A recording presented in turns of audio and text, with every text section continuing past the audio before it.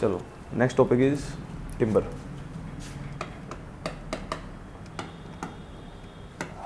क्या होता है टिम्बर? टिम्बर किससे रिलेटेड है? अब पिछले लेक्चर में मैंने कहानी बताई थी आपको भी, बहुत सारे नेचुरल बिल्डिंग मटेरियल हैं जो अब आर्टिफिशियल बन चुके हैं। जैसे आपको याद है, जैसे सीमेंट लाइम पढ़ा था ना हमने।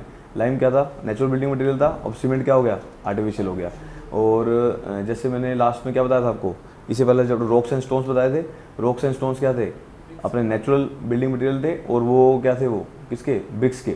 मतलब अब क्या हो गया? वो एज अ ब्रिक्स यूज़ होने लगी, वो सारी चीज़ें यूज़ होने, वो आर्टिफिशियल बना दिया उसका। और वैसे ही टिम्बर, अब टिम्बर पहले क्या यूज़ होते थे? एज अ पाइल्स यूज़ होती थी, पायर्स यूज़ होती थी, पहले सारा टिम्बर यूज़ होता था। अब क्या यूज़ होती हैं? अब स्टील यूज़ होता है। तो वो सारी चीज़ें क्या होगी? कन्वर्ट होती जा रही हैं। तो नेक्स्ट अपना टॉपिक है टिम्बर। अब टिम्बर किससे रिलेटेड है? वो ट्री से रिलेटेड है। वो सारी चीज़ें हम इसको डिस्कस करेंगे। तो क्या है वो? नेचुरल बिल्डिंग मटेरियल है। It is a natural building material. It is a natural building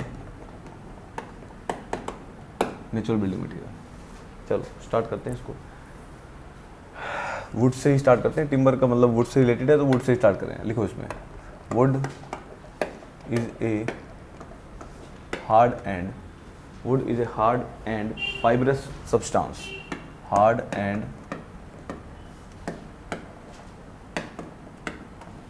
wood is a hard and fibrous substance which forms a major part of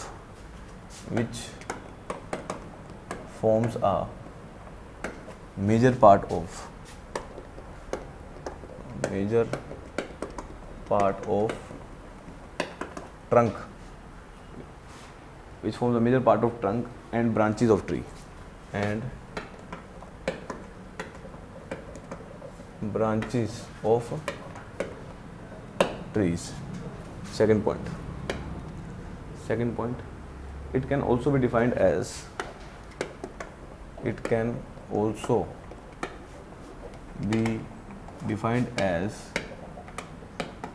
natural polymeric structure, which it can also be defined as a natural polymeric structure या material which practically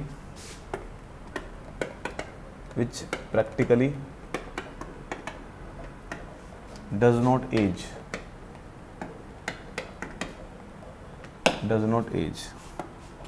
Next point, timber is obtained, इससे अगले page पे लिख लें, timber is obtained by trees. Timber is obtained by trees, which can be classified as follows.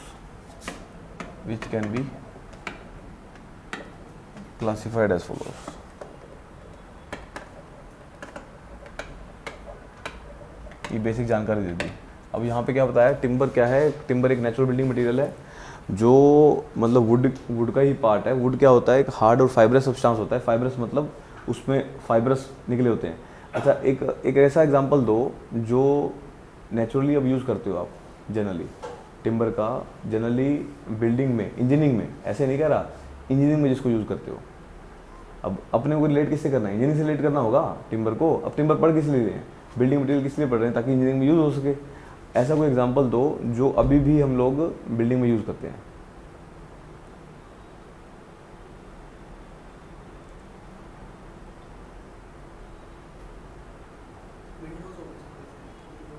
Windows तो manufacturing होगी, चलो ये भी यूज़ कर सकते हैं। और बताओ, शटरिंग देखा है? शटरिंग करते हैं ना, वो उसी का एग्जांपल हो गया। तो अभी भी वो शटरिंग को यूज़ की जाती है, वुड वाली जो शटरिंग है। तो एक एग्जांपल है जो जनरली अभी भी आपको यूज़ किया जाता है। ठीक है। Next, wood is a hard and fibrous substance which forms a major part of trunk. अब ट्रंक क्या होता है? ट्रंक पहले मैं थोड़ा सा बता ही देता हूँ यहाँ पे। दिस इज दी, यही होता होगा ट्री। This is tree. इस पार्ट को क्या बोलते हैं? This is trunk. इस पार्ट को क्या बोलते हैं? This is crown. This is roots और ब्रांचेस। तो आपको ध्यान रखना है। थोड़ा सा आइडिया दे दिया, वैसे ही आगे जाके दोबारा बताऊंगा। तो ट्रंक बार बार पता ना लगे, जो उसका जो स्ट्रेंथ इम्पार्ट करता है वो ट्रंक ही है। ठीक है। तो जनरली बताया, wood is a hard and fibrous substance which forms a major part of trunk and branches of the tree. तो एक हार्ड पार्ट है जो फॉर्म करता है किसको? मेजर पार्ट ऑफ ट्रंक को। नेक्स्ट बताया it can be defined as the, अभी नेचुरल पॉलीमेरिक स्ट्रक्चर है, पॉलीमेरिक मटेरियल बोल सकते हो, जो पॉलीमर्स जो मतलब अलग अलग उससे बना होता है, छोटे छोटे पार्ट से बना होता है, उसको पॉलीमर्स बोल देते हैं। विच प्रैक्टिकली डज नॉट है, इसका क्या मतलब है, इसका क्या मतलब है, इसकी अनलिमिटेड एज है, यहाँ लिख सकते हो दिस इज अनलिमिटेड एज, इसकी एज कोई डिफाइन नहीं है, अभी कितनी भी हो सकती है इसकी। टिम्बर जो ऑब्टेन बाय दी, कहाँ से ऑब्टेन होती है, ट्री से ऑब्टेन होती है, मैन्युफैक्चरिंग नहीं होती है, ऑब्टेन्ड होती है, ये अपने को, ये आपको ध्यान रखना है। नेक्स्ट टॉपिक है अपना classification of timber. Next is classification of timber. अब यहाँ से भी एक सवाल बन जाता है इसमें, हर एक टॉपिक से एक सवाल बनता है इसमें। क्लासिफिकेशन ऑफ टिम्बर, सबसे पहले on the basis of mode of growth, on the basis of mode of, on the basis of mode of growth, on the basis of mode of growth, first is, इसमें दो type हैं, दो type, this is exogenous, second is endogenous, दोनों आपको ध्यान रखने हैं। Start करते हैं एक्सोजिनस से। First is exogenous, first is exogenous, these are the type of trees, these are the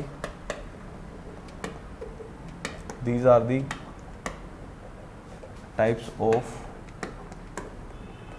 trees, these are the types of trees which grows in bulk, which grows in bulk in outward direction, which grows in bulk in outward direction, and distinct consecutive rings, distinct consecutive rings are formed across their, are formed across their horizontal direction, across their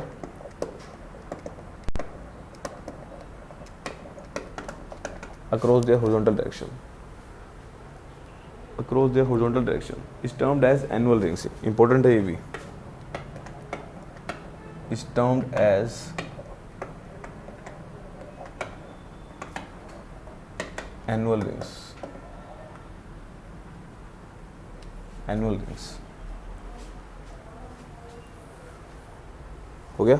next point, as they are added up, they are added up, as they are added up each year, added up each year and helpful in, added up each year and helpful in predicting the age of tree, predicting the age of trees. Next, helpful in predicting the age of trees। हो गया। wood used in engineering activities, wood used in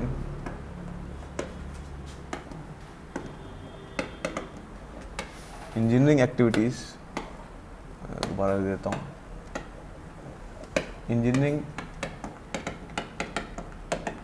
wood used in engineering activities, engineering activities is mostly derived from, mostly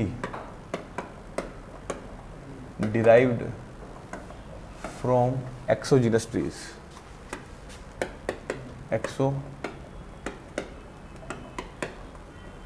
exogenous trees। These trees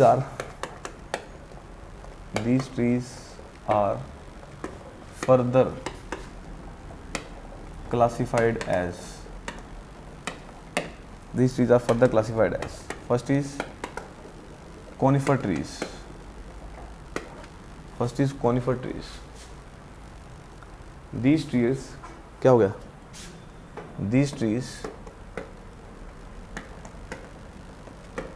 bear these trees bear cone shaped fruits. These bear cone shaped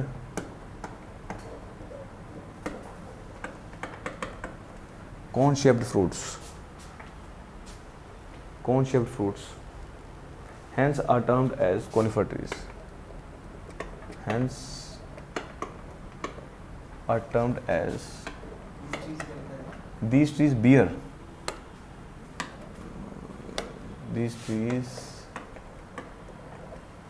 bear cone shaped fruits hence are termed as conifer trees. हो गया. They are also termed as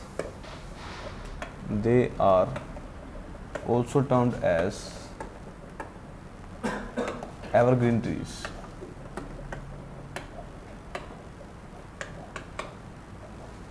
They are also termed as evergreen trees as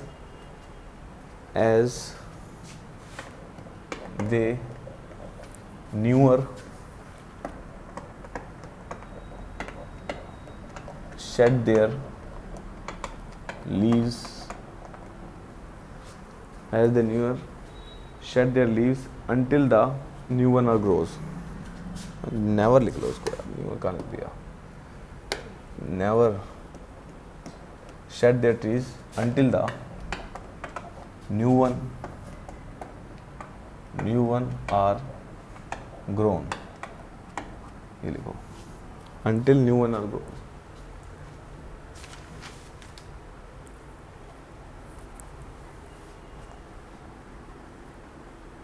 हो गया. These trees possesses हो गया. Next point इसी में. These trees possesses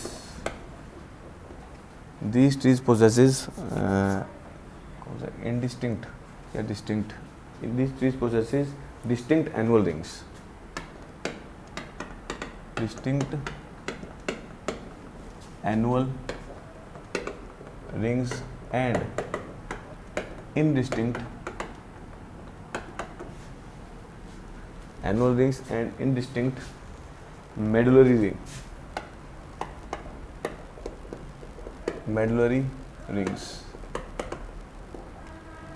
Annual rings and indistinct medullary rings. medullary rays लिख लो, rings मत लिखो, उसको स्ट्रेट जाती है. ये अभी बता दूंगा क्या होती है. rays, medullary rays स्ट्रेट जाएगी. हो गया. Next point. wood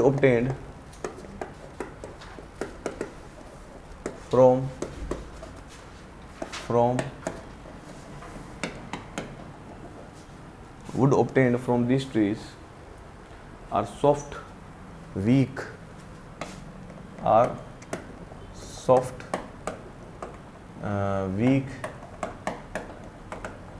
light in weight,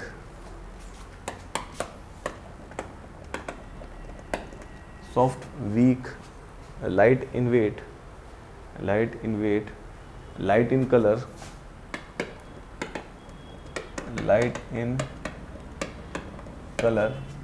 resinous trees,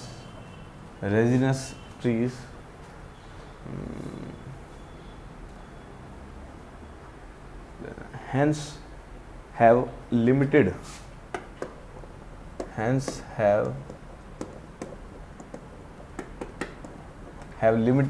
engineering property.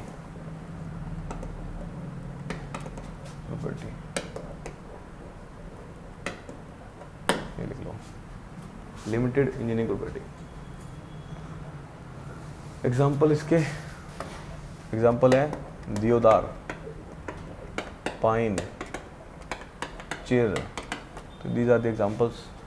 और कौन सा होता है स्प्रूस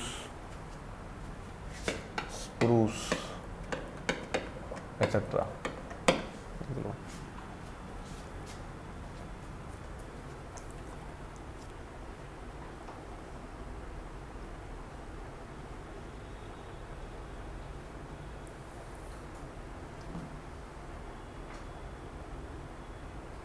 हो गया. नेक्स्ट इज इसी का ही कितने, इसका फर्स्ट पार्ट लिखा है ना, सेकंड लिख लो इसका।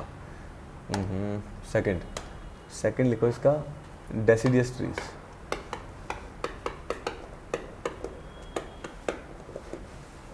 deciduous trees.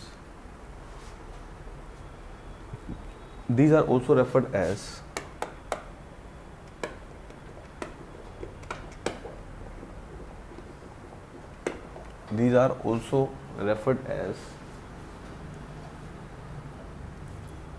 broad loft trees. Broad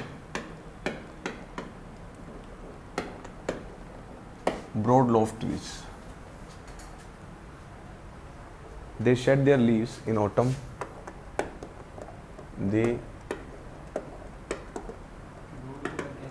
Loft trees, loft मतलब बड़ी बड़ी पत्तियों वाले, loft trees. They shed their leaves in autumn. They shed their leaves in autumn. Which again grows back in springs. Which again grows back in springs.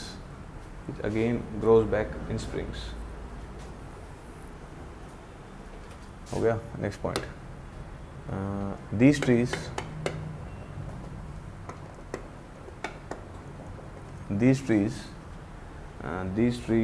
possesses indistinct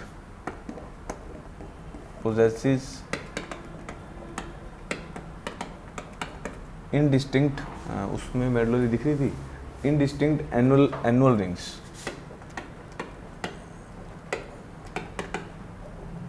And indistinct annual rings and distinct medullary rings. Distinct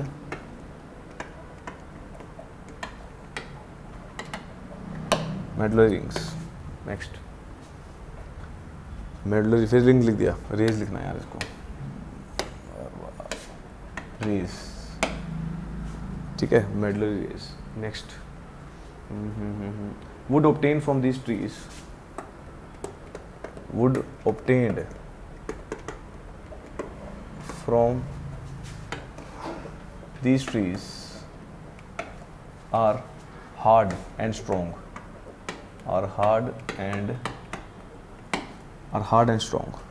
Wood obtained from these trees are hard and strong and heavy dark in color. And heavy dark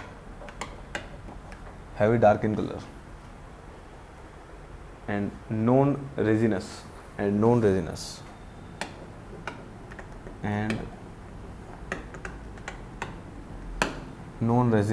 Hence is suitable for engineering application.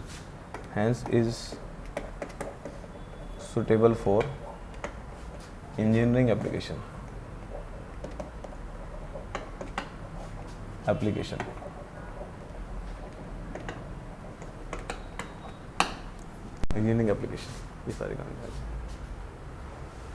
Example इसके हो गया इतना.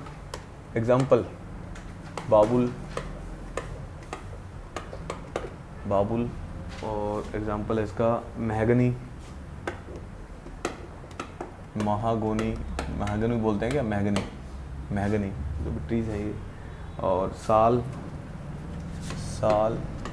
Teak. These are the trees of, ये example है इसके, ध्यान रखना इसका. हो गया. एंडोजीनस पे करा दूँ, फिर इकट्ठे समझा दूंगा, ठीक है. सेकंड, ये एक्सोजीनस खत्म हो गया, फिर कुछ फोटोज भी दिखा देंगे.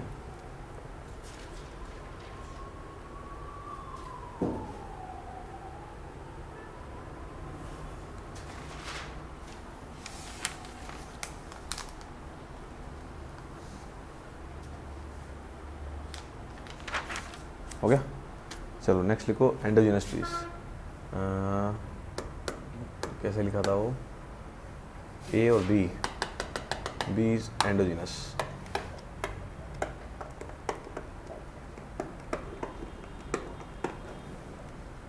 एंडोजीनस ट्रीज लिखो and these are the type of trees, these are the types of trees which grows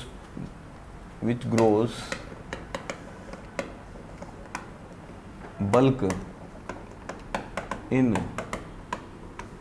inward direction, and fibrous mass can be seen,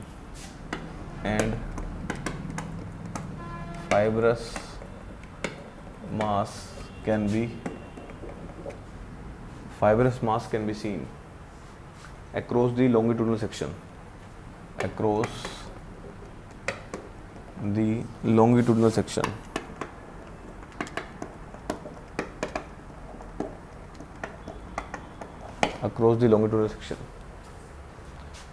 Next, wood obtained from these trees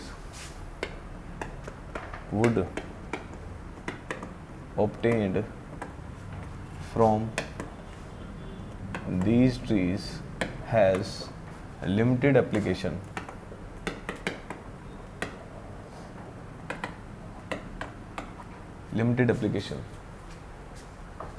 Example: bamboo,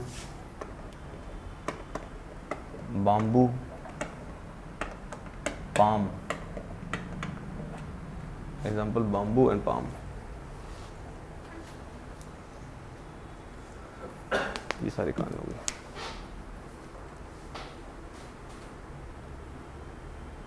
हो गया?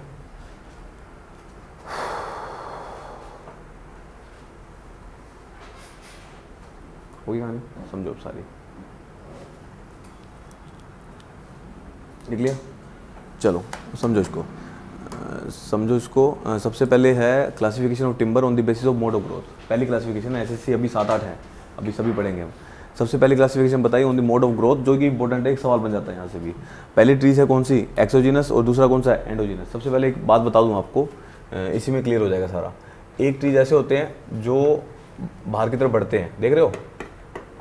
एक trees ऐसे होते हैं जो बाहर की तरफ बढ़ते हैं. एक ट्रीज ऐसे होते हैं जो अंदर की तरफ इनवर्ड, दिस इज इनवर्ड, जो इनवर्ड होते हैं वो होते हैं एंडोजीनस, ये होते हैं एक्सोजीनस. पहली बात तो पिक्चर वैसे क्लियर हो जाएगी. जो बाहर की तरफ तुमका तना जो बढ़ता जाता है टाइम के साथ साथ, वो हैवी होते जाते हैं, तो उसको बोलते हैं एक्सोजीनस. और जो अपना जिनका तना कम होता जाता है उसको बोलते हैं एंडोजीनस. पहली बात तो ये पिक्चर क्लियर हो जाएगी. नेक्स्ट स्टार्ट करते हैं एक्सोजीनस से. एक्सोजीनस कौन से होते हैं? These are the type of the trees which grows in bulk in outward direction. ठीक है, सबसे पहले क्या बताया मैंने, जो ट्रीज हैं उनकी जो ब्रांचेज या ट्रंक है जो, वो क्या आउटवर्ड डायरेक्शन में बढ़ता जाता है. नेक्स्ट बताया and distinct consecutive ring. Distinct consecutive ring क्या होता है? डिस्टिंक्ट मतलब दिखाई देते हैं, इनडिस्टिंक्ट मतलब दिखाई नहीं देते. ठीक है, distinct consecutive rings are formed across their horizontal direction is termed as annual rings. अब आपको मैं फोटोज दिखा दूँ थोड़ी सी फोटो. चलो अब यहाँ देखो, यहाँ पे देखो, ये रिंग्स दिख रहे हैं आपको? These are the rings. ये दिखाई दे रहे हैं, और दिखाई दे रहे हैं तो डिस्टिंक्ट है. ठीक है, और इन ना दिखाई देते. और कई बार ऐसा होता है, कई टाइप के जो ट्रंक ऐसे होते हैं जिसमें अपने को सिर्फ मार्किंग दिखती है. जैसे मैं एग्जांपल दिखा देता हूँ, एग्जांपल बता देता हूँ इसमें. जैसे दिस इज द रिंग, ये है अपना, ये है मेरा क्या ट्रंक का वो क्या है, अपने सेक्शन काटा हुआ है अपने, वो को सेक्शन उसका. और यहाँ पे ये जो रिंग्स है देख रहे हो, दीज आर द रिंग्स. ये रिंग्स है, ये है एनुअल रिंग्स. ठीक है, दूसरे रिंग में बना देता हूँ मैं. एक यहाँ से रिंग बना दो, ये this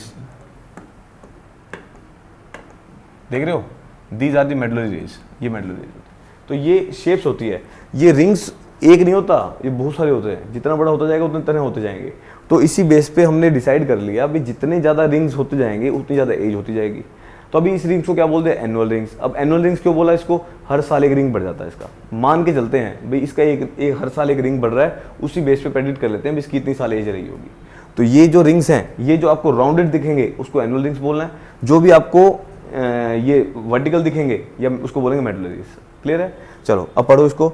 and distinct consecutive rings are formed across the horizontal direction इस टर्म डैश को क्या बोल दिया? Annual rings. नेक्स्ट बताया as they are added up each year, भी हर साल उसकी एज बढ़ती है. हर साल हम मान लेते हैं भाई अगर उसका रिंग बढ़ रहा है तो उसकी एज बढ़ रही है, ठीक है। नेक्स्ट बताया हेल्पफुल किसमें है, predicting the age of the trees. दूसरी बात, अब ये जो अब एक्सोजीनस ट्रीज बोल रहे हैं, यहाँ पे क्या बताया, डिस्टिंक्ट क्या है यहाँ पे, डिस्टिंक्ट मतलब एनुअल रिंग्स दिखेंगे। एनुअल रिंग्स दिखेंगे मतलब वो शेडेड पोर्शन नहीं है, वो डार्क डार्क हैं, ठीक है ना, वो दिखेंगे वो अपने को, तो वो डिस्टिंक्ट अपने क्या है, एनुअल रिंग्स है।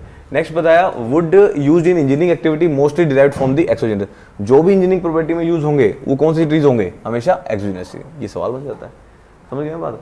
नेक्स्ट बताया these trees are further classified, अब इन ट्रीज को भी अपन ने दो पार्ट में बांट दिया। पहले ट्रीज कौन से हैं, कोनिफर ट्रीज। अब कोनिफर ट्रीज क्या होते हैं, these trees bear cone shape fruit, जिसपे कोन शेप फ्रूट लगता है, ऐसे समझ रहे हो, जैसे कोन की शेप में जो फ्रूट्स लगते हैं उसको बोलते हैं conifer trees, hence are termed as conifer trees.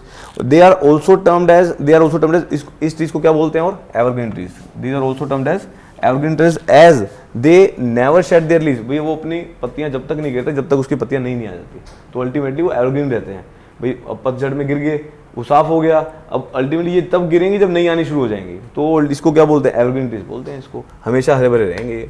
These trees possesses distinct, अब ये पढ़ो इसको, डिस्टिंक्ट का क्या मतलब है, डिस्टिंक्ट मतलब दिखाई देंगे, दिखाई देंगे क्या, एनुअल रिंग्स दिखाई देंगे इसके ऊपर, जब इसका तना काटोगे आप तो एनुअल रिंग्स क्या दिखेंगे इसमें, दिखाई देंगे अपने को। बट इनडिस्टिंक्ट क्या है, मेडुलरी रेज। अनडिस्टिंक्ट मतलब जो आपको दिखाई नहीं देती, ये जो है होंगी जरूर, बहुत शेडेड होंगी, बहुत लाइट होंगी, इनडिस्टिंक्ट जो आपको दिखाई नहीं देंगी, समझ गए, medullary rays. Next wood obtain from these trees are, अब जो वुड यहाँ से ऑब्टेन होगा वो क्या होगा, सॉफ्ट होगा, वीक होगा, लाइट इन वेट होगा, लाइट इन कलर होगा, रेजिनस होगा। अब रेजिनस क्या होता है, व्हाट इज रेजिनस,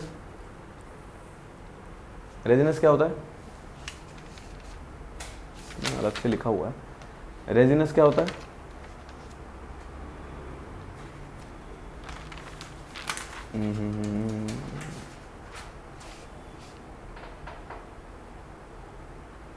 हाँ, रेजिनस क्या होता है, जिन ट्रीज को कट करते हो तो उसमें एक लिक्विड सा निकलता है, समझ रहे हो। अब कई ट्रीज आपने देखे होंगे कट किया, उसमें लिक्विड सा निकलता है, उसको रेजिनस बोलते हैं। तो इसलिए ये क्या बोला हुआ है, दीज ट्रीज क्या होते हैं ये वाले, ये रेजिनस होते हैं। रेजिनस मतलब जब बार्क को जब कट करते हो, बार्क मतलब जो बाहर वाली छाल है, तो उसको जब कट करोगे तो उसमें से क्या निकलेगा, लिक्विड निकलेगा। लिक्विड को क्या बोलते हैं, अभी मैं बताना नहीं चाह रहा था, ये स्ट्रक्चर ऑफ ट्रीज में बताते हैं हम लोग, तो इसको बोलते हैं सैप, सैप बोलते हैं, जो मॉइस्चर प्रेजेंट होता है उसको बोलते हैं, ठीक है। हेंस हैव लिमिटेड, इसकी क्या इंजीनियरिंग प्रॉपर्टी क्या है, लिमिटेड है। तो इसका एग्जांपल क्या है, देवदार, पाइन, चिर, स्प्रूस, ये याद रखना है, वो डक पूछ लेता है वो। Next of the trees are deciduous trees. अब इसी का ही एक्सोजीनस का ही टाइप कौन सा है, डेसिडस ट्रीज भी है। अब दीज आर ऑल्सो रेफर्ड है, इसको क्या बोलते हैं, ब्रॉड लॉफ ट्रीज, जो बड़ी बड़ी पत्तियों वाले ट्रीज होते हैं उसको बोलते हैं डेसिडस ट्रीज। अब they shed their leaves in autumn, अब ऑटम एक मौसम है जिसमें ये अपने लीव्स क्या कर देगा इसमें शेड कर देगा, which again grows back in, वो वापस क्या आ जाएगा, स्प्रिंग्स में वापस आ जाएगा। नेक्स्ट दिस ट्रीज पोजेसेस, अब यहाँ पे देखो ये फर्क है, ये डिफरेंस है ये सारा। अब ये सवाल एक करके सवाल पूछे हुए हैं। यहाँ पे इनडिस्टिंक्ट क्या है, इनडिस्टिंक्ट क्या है यहाँ पे, एनुअल रिंग्स, जो एनुअल रिंग है शेडेड है वो बहुत कम दिखाई देती हैं। बट डिस्टिंक्ट क्या है, मेडुलरी रेज है। तो इनडिस्टिंक्ट क्या होगी, ये एंडिस्टिंक्ट क्या होगी, मेडुलरी रेज दिखेंगी। इसका मतलब आप ऐसे कह सकते हो, ये तो शेडेड होगी है, ये शेडेड होगी, ये क्या होगी, डार्क होगी, तो ऐसा बोल सकते हो इसको बनाने के, याद करने के लिए, तो ये कर सकते हैं, ठीक है। Next wood obtained from these trees are, अब यहाँ से जो वुड ऑब्टेन होगा कैसा होगा, हार्ड होगा, स्ट्रॉन्ग होगा, हैवी होगा, डार्क इन कलर होगा, नो रेजिनेस होगा, इसमें से वो लिक्विड निकलेगा नहीं, वो ट्रीज होते हैं। Hence is suitable for the engineering application, तो इंजीनियरिंग एप्लीकेशन में क्या है, बेनिफिशियल है। नेक्स्ट जिसके एग्जाम्पल क्या है, बाबुल, महगनी, साल, टीक, जितने भी ट्रीज हैं ये सारे किस में आते हैं, अपने डेसिडस ट्रीज में आते हैं। और डेसिडस ट्रीज ही यूज होते हैं किसमें, इंजीनियरिंग एप्लीकेशन में, जैसे पाइल्स में जो पहले यूज होते थे, अब तो स्टील होने लग गया, अब तो यहाँ इसको पहले हम इसको यूज किया करते थे। Next of the trees is endogenous trees. Endogenous trees क्या कहते हैं, these are the type of trees which grows bulk in inward direction, जो अंदर की तरफ आता है, जिसका तना सेम रहता है या वो अंदर की तरफ उसको बढ़ने लग जाते हैं। दीज आर फाइब्रस मास, जो उसका फाइब्रस मास है, can be seen across the longitudinal section, जो उसका फाइबर मतलब जो छोटे छोटे पार्ट में डिवाइडेड होता है फाइबर्स, उसके जो फाइबर मास है वो लॉन्गिट्यूडनल डायरेक्शन में क्या होता है, वो दिखाई देगा आपको। Next wood obtain from this trees has limited application, bamboo, palm trees, ये सारे ट्रीज जो होते हैं इसका इंजीनियरिंग प्रॉपर्टी में कोई यूज़ नहीं होता, इनवर्ड डायरेक्शन में बढ़ता है। ये आपको ये सारी चीज़ें बता दी, ये सारी चीज़ें हैं, आपको ध्यान रखना। क्लियर है, समझ आ गई, अभी पिक्चर क्लियर हो गई होगी टिम्बर होता क्या है ना। चलो next application second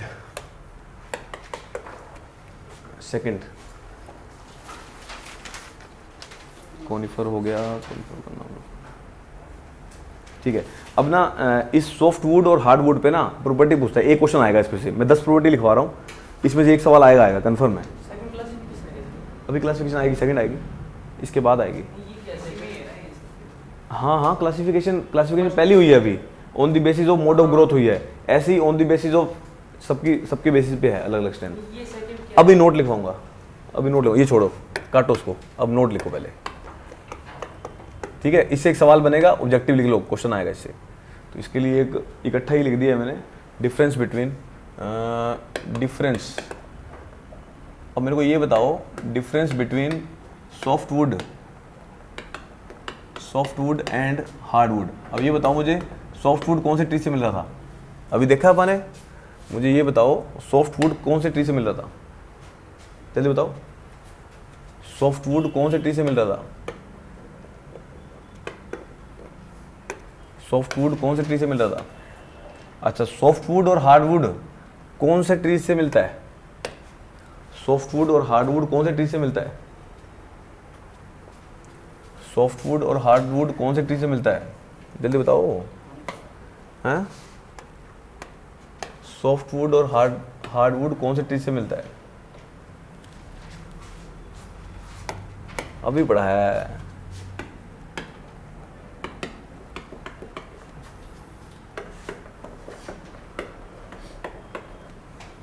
soft wood और हार्ड वुड अभी तो पढ़ाया है भाई। सॉफ्ट वुड किससे मिल रहा था, सॉफ्ट वुड कौन से ट्री से मिल रहा था, अरे कोनिफर से मिल रहा था, अभी तो बताया है यार। अच्छा, हार्ड वुड किससे मिल रहा था, नाम याद करने पड़ेंगे, सवाल आएंगे सारे के सारे यहाँ से, इतने सवाल आते हैं इससे तो पूछो ही मत, हर टॉपिक से सवाल है इसका। अब इसको मैंने सवाल के फॉर्म में बना दिया, इसकी 10 प्रॉपर्टी, एक प्रॉपर्टी पूछेगा। अब ये क्वेश्चन के लिए लिखी है ये प्रॉपर्टी, इसकी जरूरत नहीं थी मेरे को। अब ये क्या है, एक चीज पूछ लेगा इसमें कोई बिठा के, जितनी भी प्रॉपर्टी बताई है वही यूज करूंगा इसमें, बस सवाल के फॉर्म में बता दिया मैंने आपको। अब ये बताओ मुझे सॉफ्ट वुड और हार्ड वुड कौन से ट्री से मिलते हैं, दिमाग खोल के बैठो भाई।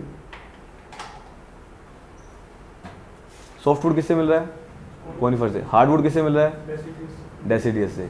डेसिडियस और कोनिफर किसके टाइप हैं, डेसिडियस और कोनिफर किसके टाइप हैं, एक्सोजीनस। ये सारा क्वेश्चन किस पे आएंगे, एक्सोजीनस पे आएंगे। आई समझ में, एंडोजीनस का कोई रोल ही नहीं है, इंजीनियरिंग एप्लीकेशन यूज नहीं होती।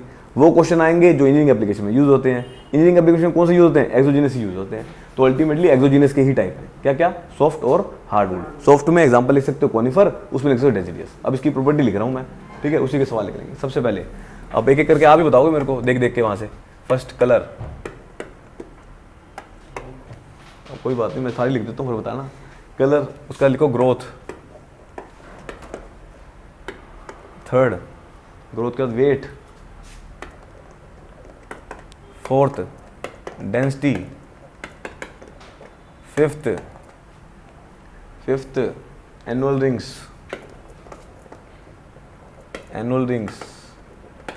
Sixth heartwood, sixth is heartwood and sapwood,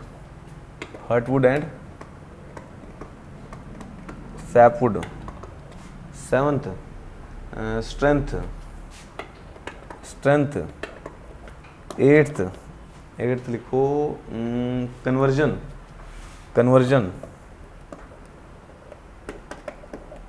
conversion, ninth resinous. अब यहां से एक सवाल आना है, कन्फर्म टिम्बर का। अब बताते जाओ सारे के सारे फटाफट से, दोनों एक्सोजीनस की टाइप है। अच्छा, अब ये बताओ सॉफ्टवुड मतलब कोनिफर मतलब उसका कलर बताओ क्या था, अभी लिखवाया मैंने, लाइट। इसमें क्या आ जाएगा, लाइट कलर। यहाँ पे क्या आ जाएगा, डार्क। अब समझ आई। अब मैं वो खाली लिखवा के भेज देता ना, फिर आपको एक प्रॉपर्टी भूल जाते कुछ ना कुछ, समझ रहे हो। अब कम से कम ये तो याद करोगे। नेक्स्ट बताओ, ग्रोथ किसकी फास्टर होती है, किसकी स्लोअर होती है, ग्रोथ। अब कुछ क्वेश्चन हो सकता है सारी चीजें ना लिखवाई गई हो, यहाँ पे कवर हो जाएंगी। किसकी ग्रोथ फास्टर है, इसकी ग्रोथ फास्टर है, इसकी फास्टर, इसकी स्लोअर, लिख लो, ठीक है। नेक्स्ट वेट, किसका वेट कम होगा, किसका ज्यादा होगा, इसका लाइटर लिख दूं, इसका हैवी। चलो नेक्स्ट डेंसिटी किसकी ज्यादा होगी, अच्छा जिसका वेट कम उसकी डेंसिटी कम, तो डेंसिटी क्या आ जाएगी, लो। इसकी high, high and low. Annual rings किस में दिख रहे थे? एनुअल रिंग्स किस में डिस्टिंक्ट, किस में इनडिस्टिंक्ट? जल्दी बताओ। एनुअल रिंग्स किस में डिस्टिंक्ट थे, किस में इनडिस्टिंक्ट थे? कोनिफर में एनुअल रिंग्स दिख रहे थे कि नहीं दिख रहे थे? दिख रहे। तो डिस्टिंक्ट लिख दूं यहाँ पे, डिस्टिंक्ट लिख दो, यहाँ पे indistinct. Next, heartwood and sapwood.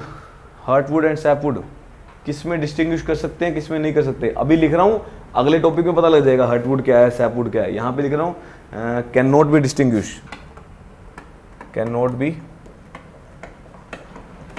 Distinguish, can be distinguish, can be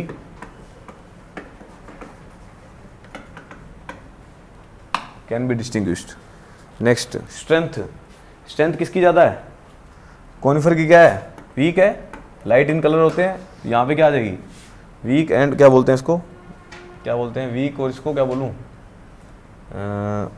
weak और स्ट्रॉन्ग लिख दूँ, स्ट्रॉन्ग, वीक एंड स्ट्रॉन्ग। अच्छा, कन्वर्जन। कन्वर्जन मतलब इसकी कन्वर्जन इजी है कि उसकी इजी है?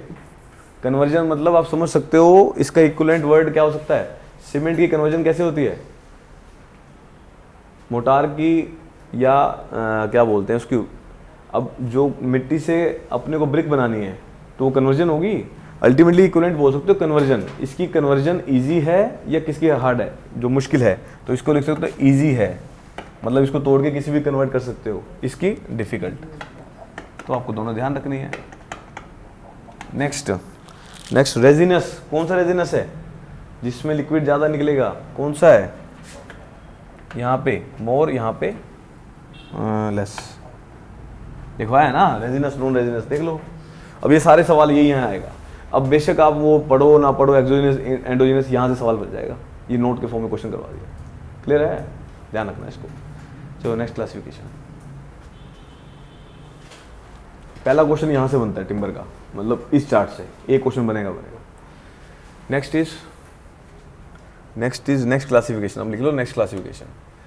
Second classification on the basis of modulus of elasticity. On the basis of modulus of elasticity. On the basis of modulus of elasticity. अब बस पढ़ना है सिर्फ। क्लास ए, अब ये भी सवाल आया हुआ है, class A, class B, class C, class A, class B, class C. अब मॉडुलस ऑफ इलास्टिसिटी कितनी कितनी है? E in bending, E in bending, E in bending value कितनी कितनी है? ई की वैल्यू बता रहा हूँ मॉडुलस ऑफ इलास्टिसिटी की। This is greater than 12.5, greater than 12.5, this is 9.8 to 12.5, this is 5.8 to 9.8। ये वैल्यू लिख लो। ये क्या है? Modulus of elasticity. This is kilonewton पर मीटर स्क्वायर में। अब जैसे स्टील की कितनी होती है? 2 × 10⁵ वैसे इसकी मॉडुलस ऑफ इलास्टिसिटी दे रखी है। वो क्या होता है वो बताइए अपने को। ये सारी कहानी ध्यान रखनी है। तो आपसे पूछेगा, आपको एक वैल्यू दे देगा इसमें से, आपको बोलेगा मॉडुलस ऑफ इलास्टिसिटी 11 दे रखी है, कौन सी क्लास में आएगी? Class A, class B, class C, class D भी बोल देगा। अब क्लास बी में कौन सा आता है? अब बी में आ जाएगा। ये आंसर आएंगे, ऐसे ऐसे क्वेश्चन आएंगे। समझ गए? सेकंड क्लासिफिकेशन खत्म हो गई। चलो नेक्स्ट थर्ड क्लासिफिकेशन। अब कुछ नहीं है, फर्स्ट ही ज़्यादा बड़ी थी, वो फटाफट खत्म कर देंगे। On the basis of availability. On the basis of availability. Availability के बेस पे, अवेलेबिलिटी के बेस पे इसने ग्रेड ले लिया। This is X Y Z, X Y Z, X Y Z. X में कौन से आएंगे? जो मोस्ट कॉमनली मिल जाते हैं। This is most commonly, this is commonly,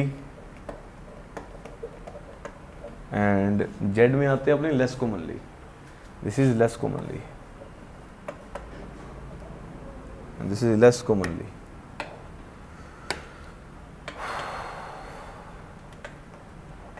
this is less commonly.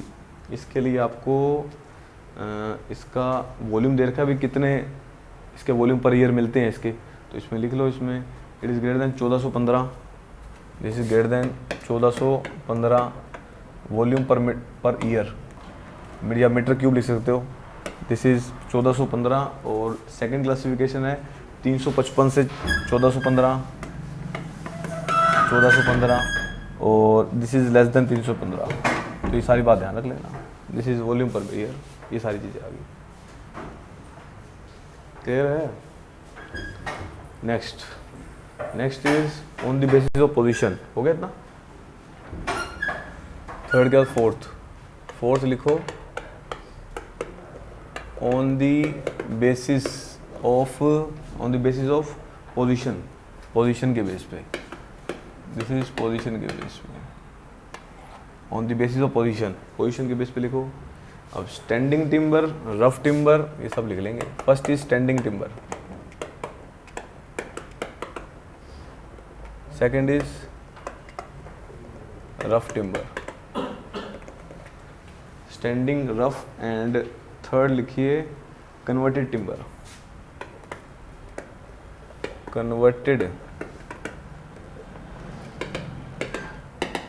Timber standing में लिख लो, इट इम्प्लाइज का मतलब है स्टैंडिंग ट्री से, तो रिलेटेड टू ऐसे लिख दो सीधा, रिलेटेड टू या इट इम्प्लाइज लिख लो, इट इम्प्लाइज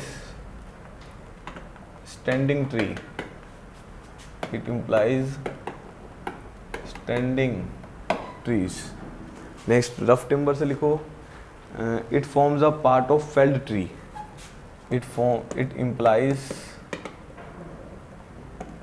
टू फॉर्म्ड आ, या ये जो किस में आएंगे, फेल्ड ट्रीज में आएंगे, जो गिर जाते हैं ट्री टाइम के साथ। एंड कन्वर्टेड टिम्बर में लिखोगे, दीज आर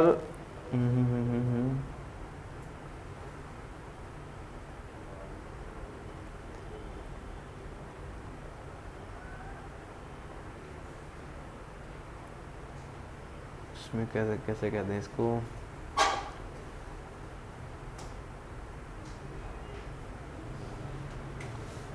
ऐसे लिख लो, these are the logs of timber,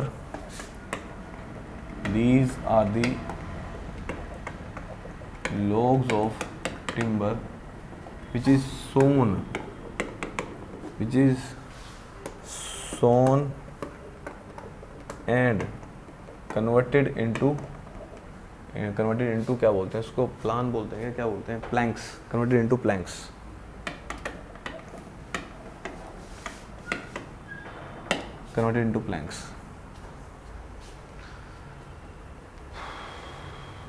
हो गया। Next is on the basis of grading, पांचवा। फिफ्थ लिखो, on the basis of grading, on the basis of grading के बेस पे। First is structural grading,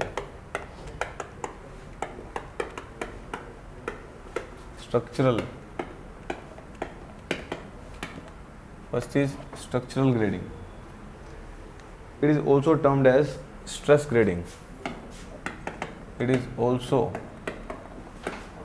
termed as stress grading. It is also termed as stress grading. It refers to the principle. It refers to the principle. It refers to the principle by which material is graded. Material is graded by on the basis of visible effects. Graded on the basis of visible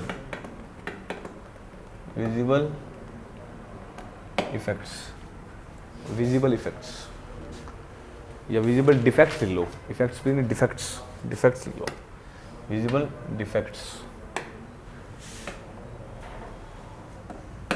visible defects हो गया। Next have, next is visible defects,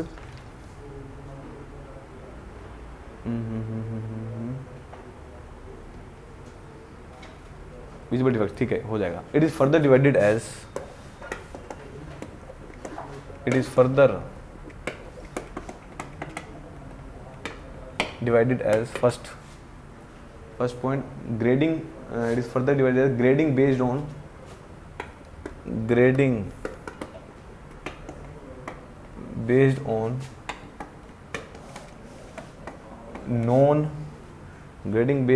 known effects of defects, known effects of defects, based on known effects of defects and estimating the accumulated value, accumulated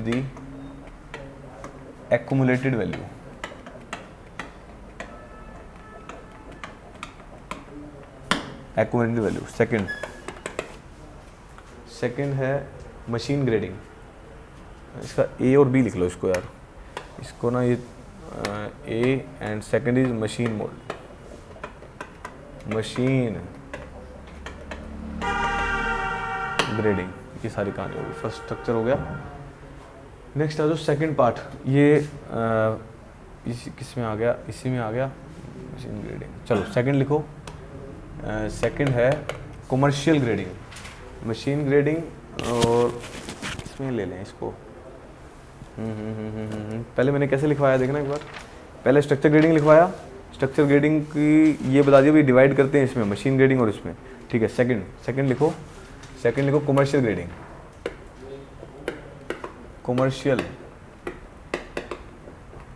commercial grading, या बोल सकते हो उसको utility grading, दूसरा नाम है इसका, दिस इज यूटिलिटी ग्रेडिंग। देखो इसके बारे में भी, it refers to the principle by which it refer to the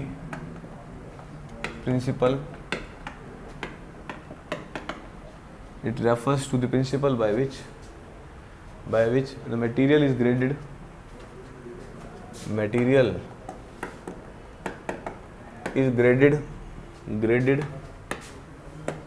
on the basis of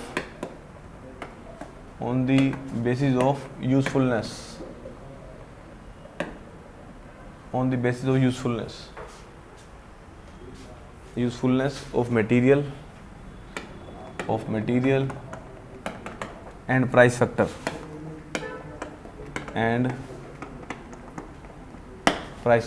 ये सारी कहानी हो गया। Next on the basis of durability, कितनी होगी, 4 होगी, 5 होगी, छठी लिखो। On the basis of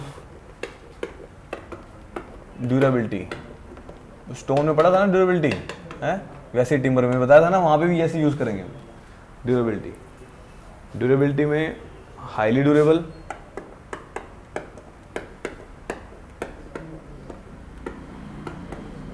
second moderate,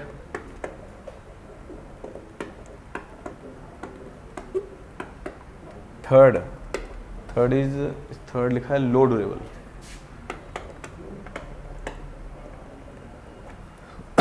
durability define करिए अपने एवरेज लाइफ स्पैन के बेस पे, this is average life span greater than 120 month. 120 month life span जब 120 मंथ से ज़्यादा है, एवरेज लाइफ स्पैन 120 से 60 मंथ और लेस देन 60 मंथ, तो इस पे डिफाइन कर रखा है, ध्यान रख लो।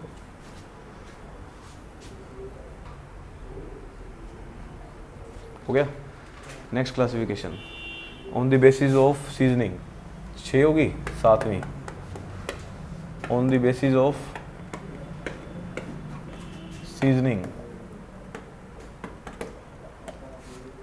सीजनिंग, लिख लो इसके बारे में भी। सीजनिंग में लिखो सबसे पहले है हाईली रिफ्रैक्टरी,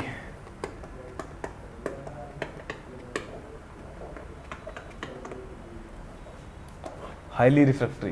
देखो इसके अंदर these are slow and difficult, these are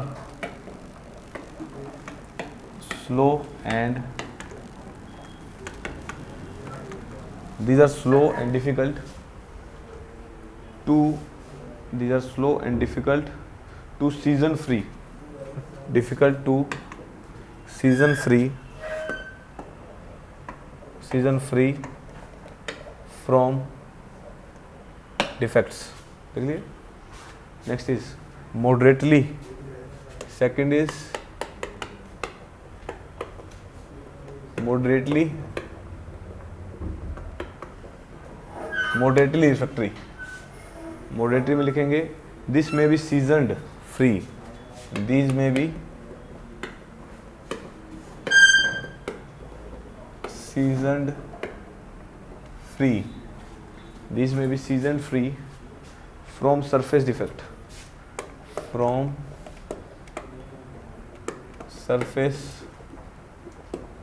surface defects. या लिख सकते हो इसमें इफ डिफेक्ट्स, इफ सम, अगर if some protection is given, if some protection against the seasoning, third इसी में थर्ड है non refractory, third is non refractory. Non refractory में लिखेंगे these are rapidly seasoned, these are rapidly season free, these are rapidly season free from defects, ये सारी कहानी लिख लो। Last रहेगी अपनी, अच्छा इसको ये और लिख लो, class A class B class C, इसको भी लिख लेना। This is class C and this is class B and this is class A, ये क्लास ए और लिख लो, दिस इज क्लास ए, ये लो। लास्ट रहेगी on the basis of treatability. कितनी होगी? 7 होगी, 6 हुई है क्या? 6 7 होगी ना, 8वीं on the basis of ट्रीटेबिलिटी,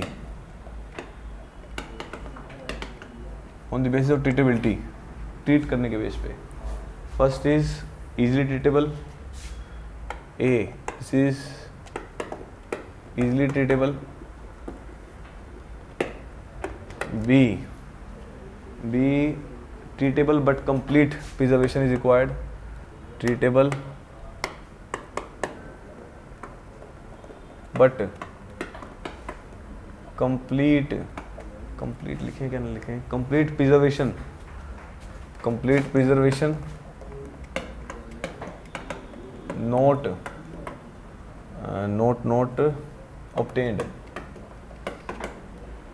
not obtained, preservation not obtained। Next लिखो only partially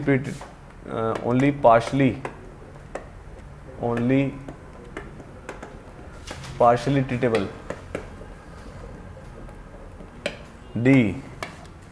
D है अपना refractory to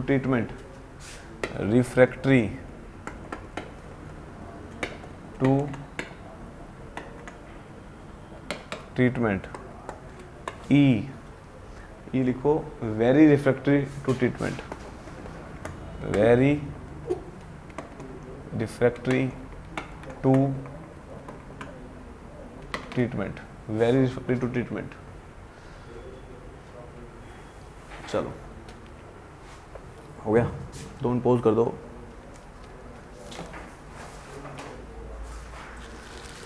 चलो करो स्टार्ट।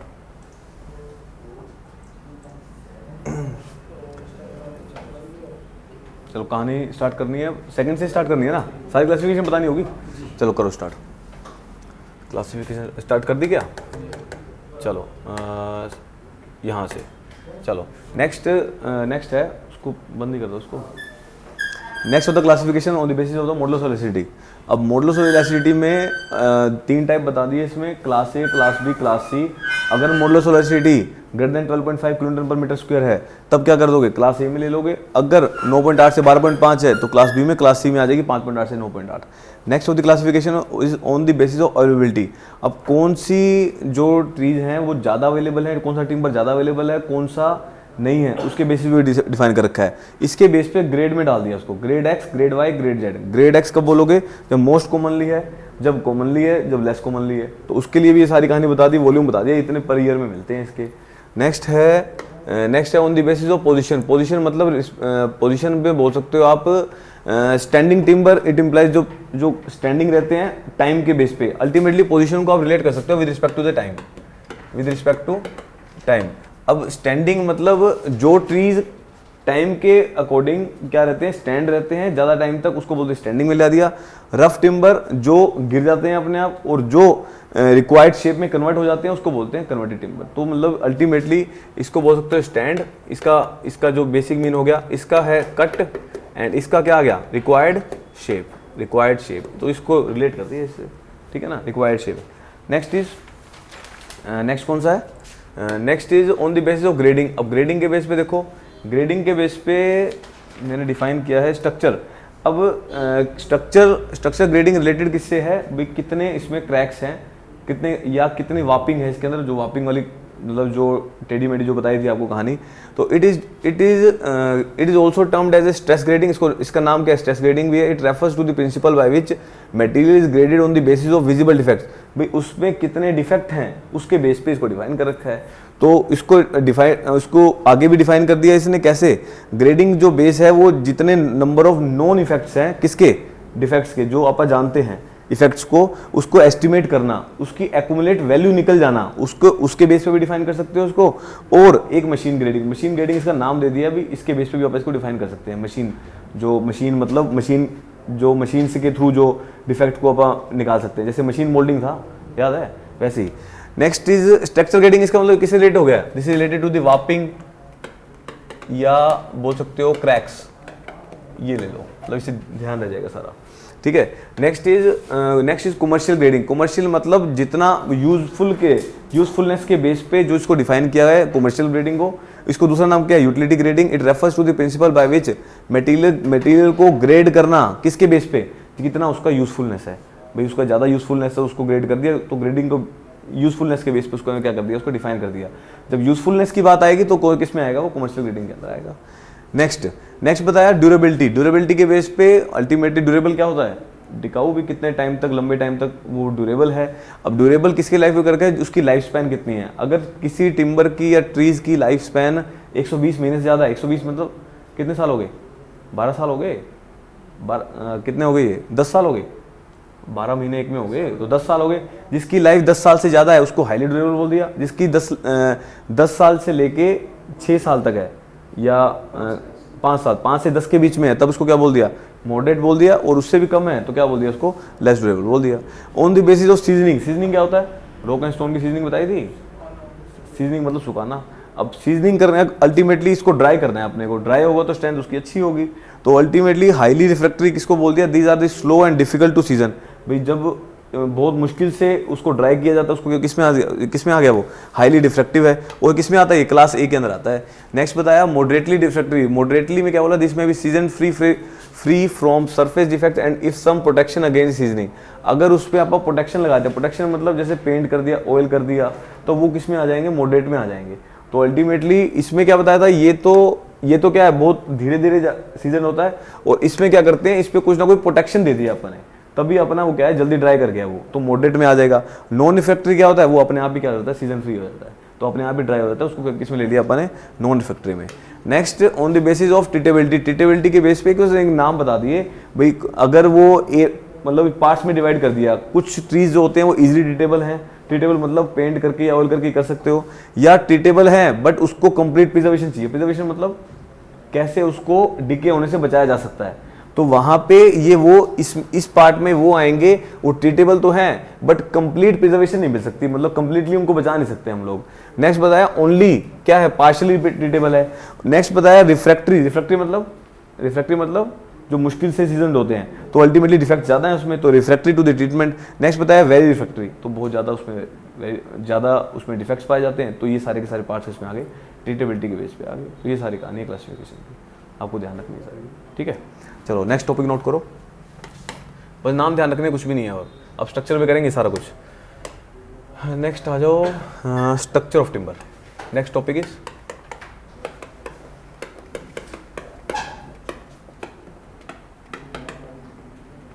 पहले लिख लेते हैं, फिर सारी कहानी बता देंगे। Structure of timber, structure of timber लिख लेते हैं, उसके बाद इसके टाइप्स भी लिख लेंगे। चलो यहाँ से भी एक ऑब्जेक्टिव हो गया, एक क्लासिफिकेशन से, एक यहाँ, तीसरा ऑब्जेक्टिव यहाँ से बनेगा, यहाँ से भी ऑब्जेक्टिव बनता है।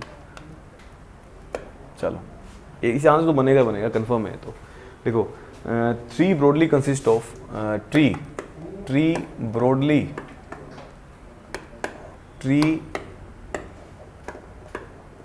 Broadly consist of three different component, three different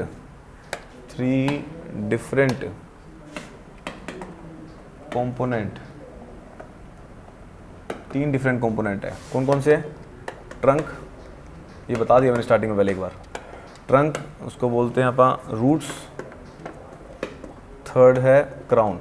तो तीनों को ध्यान रखना है, बना के भी दिखाया था मैंने थोड़ी देर पहले, बताया था ना। तो ये रूट्स आ गई, ये ट्रंक आ गए, ये क्राउन आ गया, वो सारी चीज़ें हो गई। चलो the purpose of the root, अब सबके पर्पस लिख लो इसके। First the purpose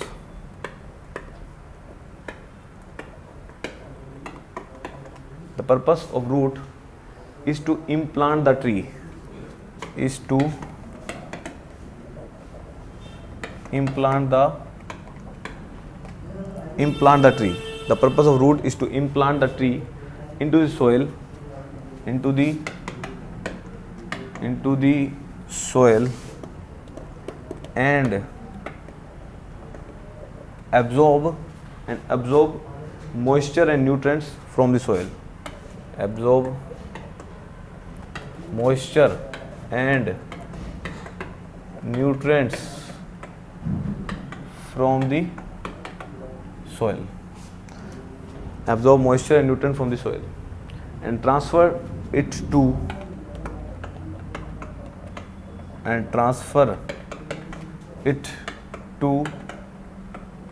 crown.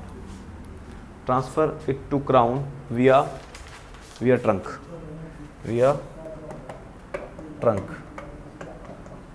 First लिख लो पर्पस, हो गया। Next second is crown. Crown क्या है? क्राउन के बारे में लिख लो। Crown is a portion of tree. Crown is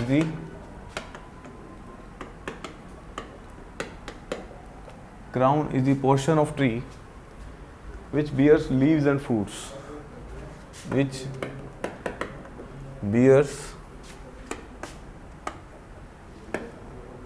leaves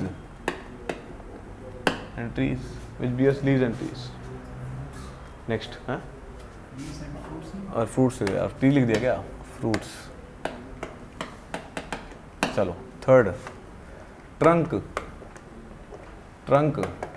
क्या रिजिडिटी देता है? Trunk imparts strength and rigidity. Trunk imparts strength and rigidity. Trunk imparts strength and rigidity to the tree.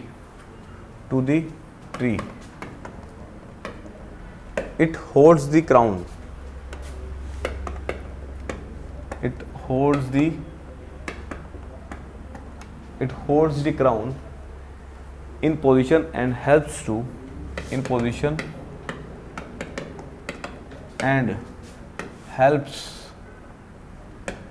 transmit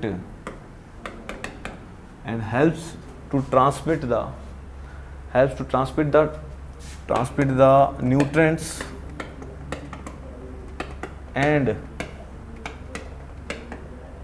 moisture, helps to transfer the moisture and nutrients from roots to the crown, from roots to the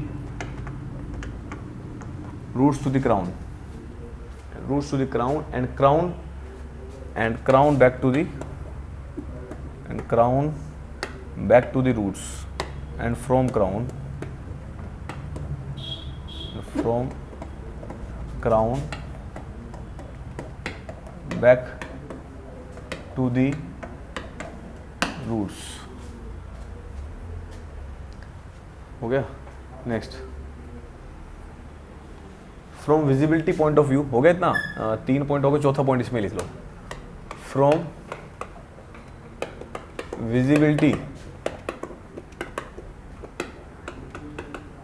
point of view, trees can be classified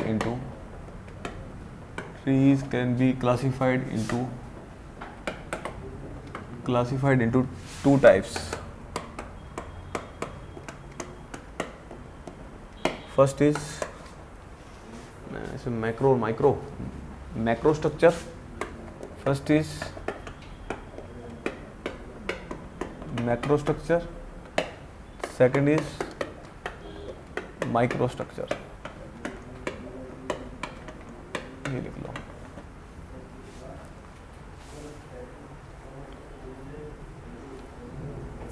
उसमें check कर लेता हूँ उसमें लिखा क्या है.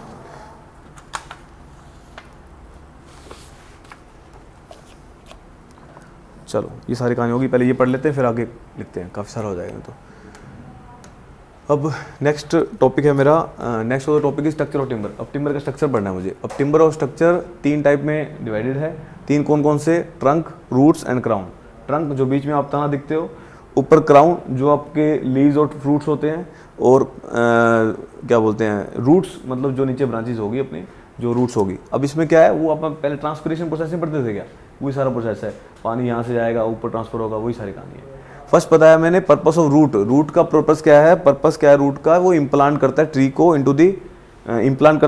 Into the soil के अंदर. सोइल के अंदर उसकी बढ़ती जाती है रूट्स, एंड एब्जॉर्ब मॉइस्चर. कहाँ से करेगा मॉइस्चर? सोइल में से न्यूट्रिएंट्स को एब्जॉर्ब करेगा, उसमें ले लेगा, एंड ट्रांसफर कर देगा इसको. कहाँ से? क्राउन से लेके कहाँ तक?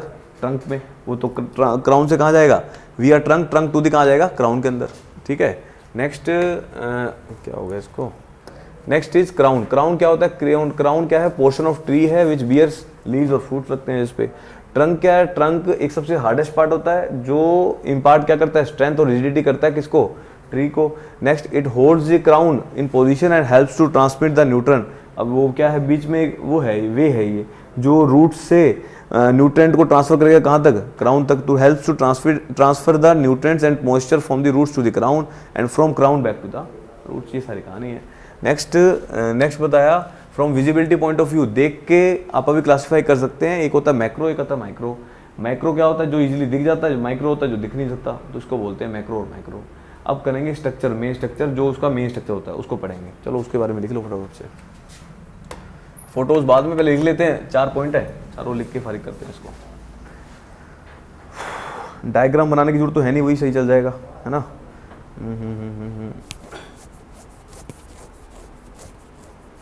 कैम्बियम लेयर, बहुत सारी लेयर्स हैं. चलो सबसे पहले पिथ.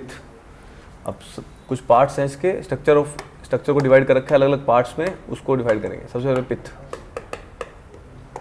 दूसरा नाम है इसका मेडुला. दूसरा नाम है इसका medulla. It is the inner most central portion. It is the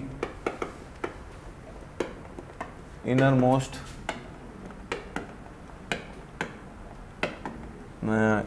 central portion. It is the innermost central portion or core of the tree. Or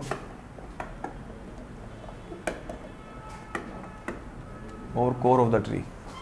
It is the innermost central portion, core of the tree, which varies in shape and size.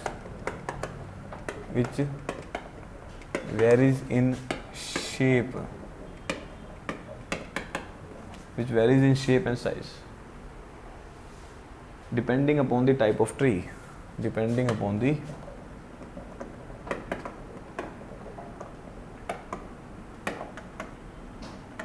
Depending upon the type of tree. हो गया। It almost entirely consist of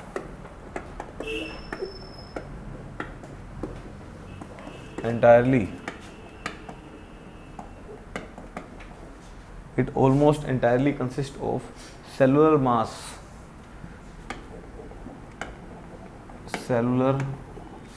mass. It almost entirely consists of cellular mass that is used for the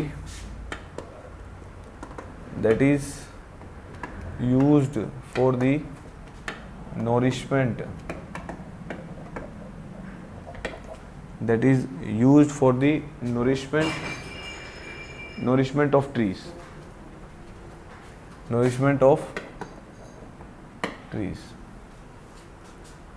Nourishment of tree. Nourishment of tree.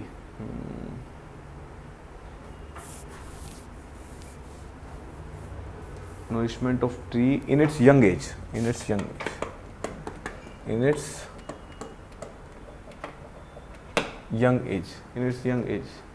But as the trees grows up, as the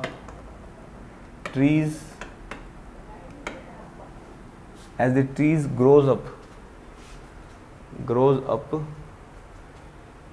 it dries and decays.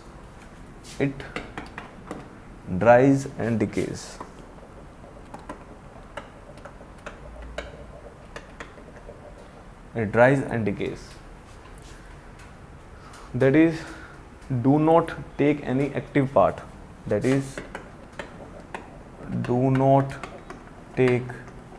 any active part. Do not take any active part in the growth of the trees.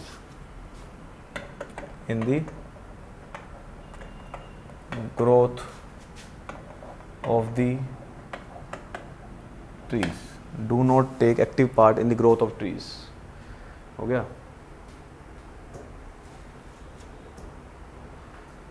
and transfer the nutrients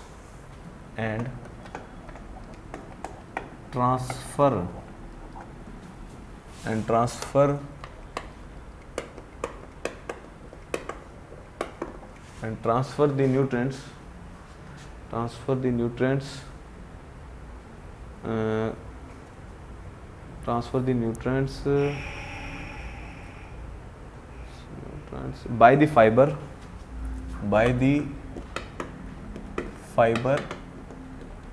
around the pith.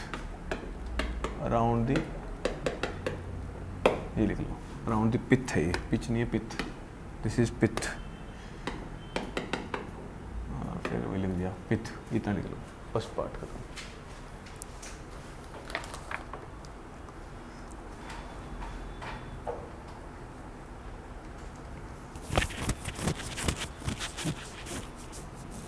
चलो next वाला part is heartwood. हो गया इतना। Second is heartwood. The outer annual rings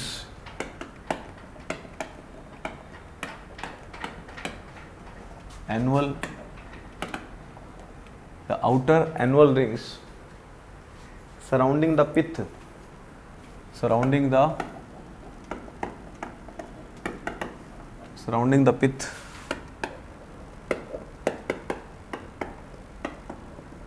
constitutes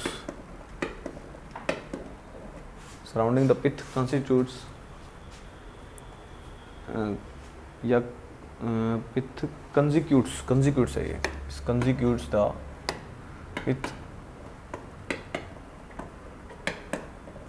The outer annual ring surrounding the pith constitutes the hardwood.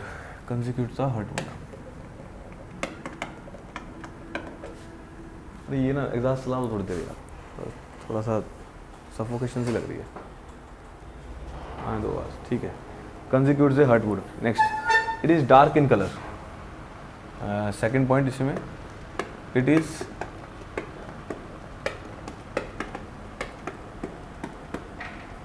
It It is dark in color, which indicates the dead portion, which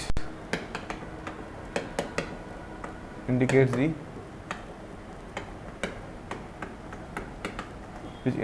dead portion, of tree, that is it does not take any active part, it does not take any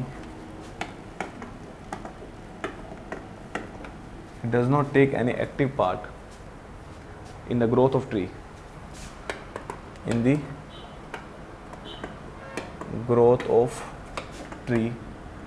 but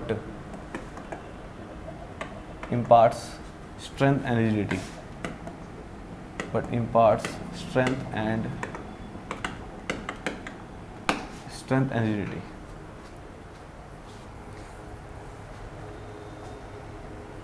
वो देख लेते हैं।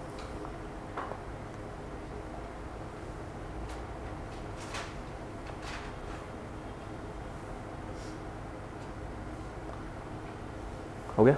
Next is sapwood. Third is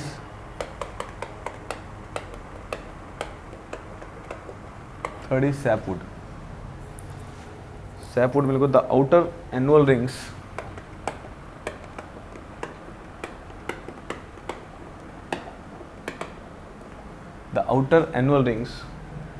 in between the heartwood and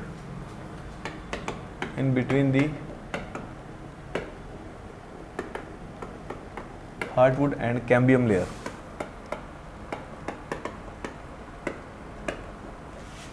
In heartwood and cambium layer constitutes the sapwood.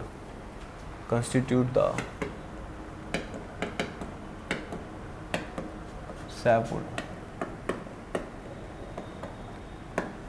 the sapwood. It is light in color.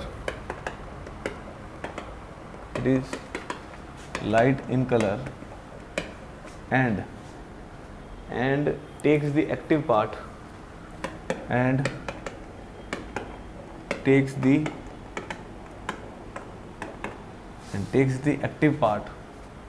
in the growth of tree,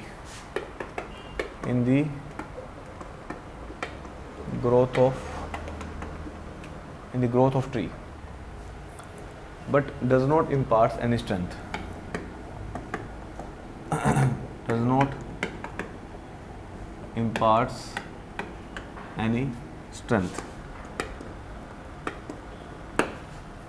चलो sapwood भी हो गया।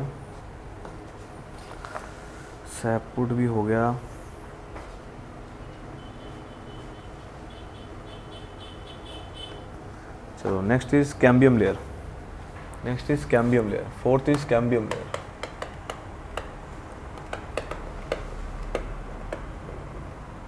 Next is cambium layer. A thin layer of sap in between the in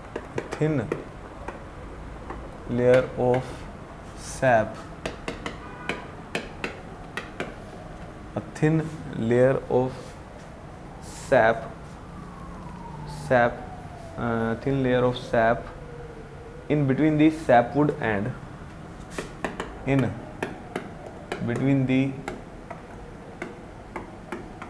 sapwood and inner bark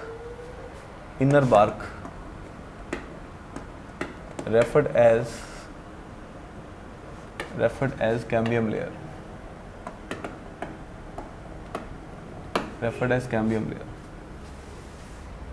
It indicates the portion of sap. It indicates the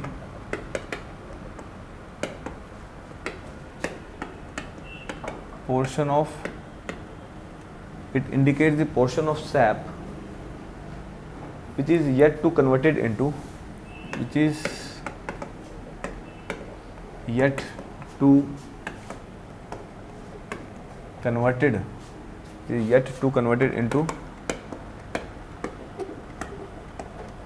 sapwood,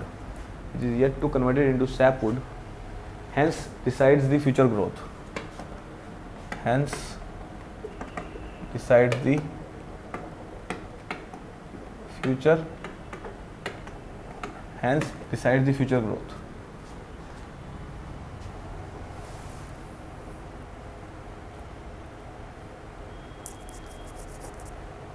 If due to any reason, next point is मेरी, if due to any reason cambium layer is exposed to atmosphere, cambium layer is exposed to atmosphere, it ceases to be active, it ceases to be active, causing the death of tree, causing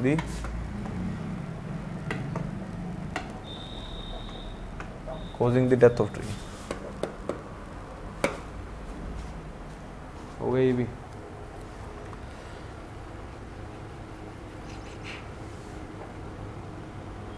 ठीक है, ये सारी कहानी भी हो गई।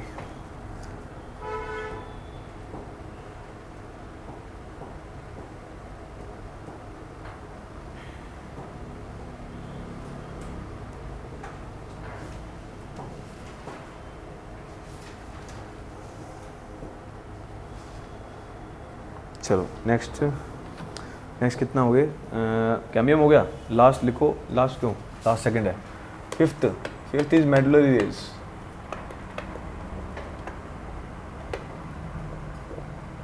fifth is medullary rays. The thin radial fibers, the thin radial fiber extending from pith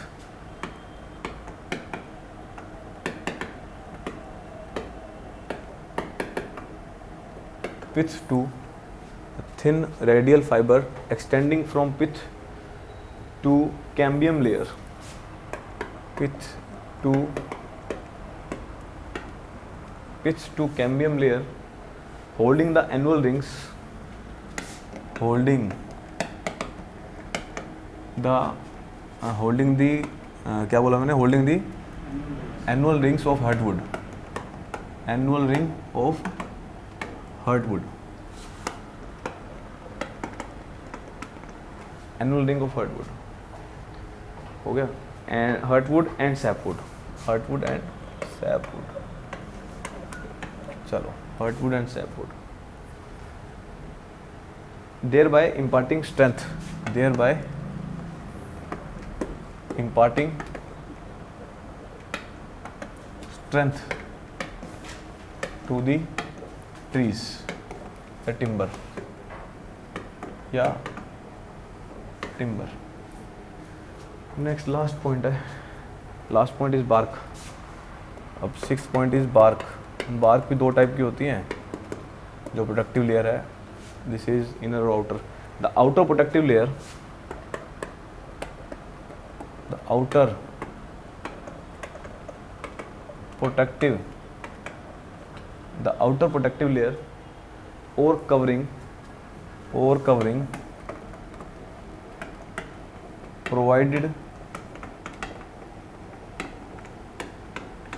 provided around the cambium layer, around the cambium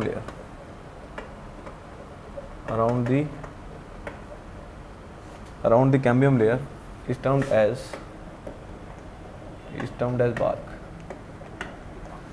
लिख लो भाई, सारी कहानी हो गई।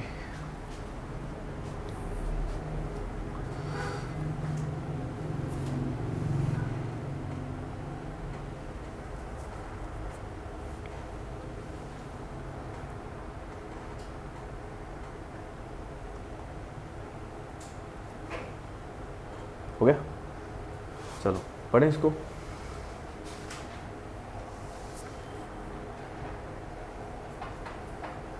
तो मिनट पॉज कर दो, 2 मिनट करते हैं स्टार्ट।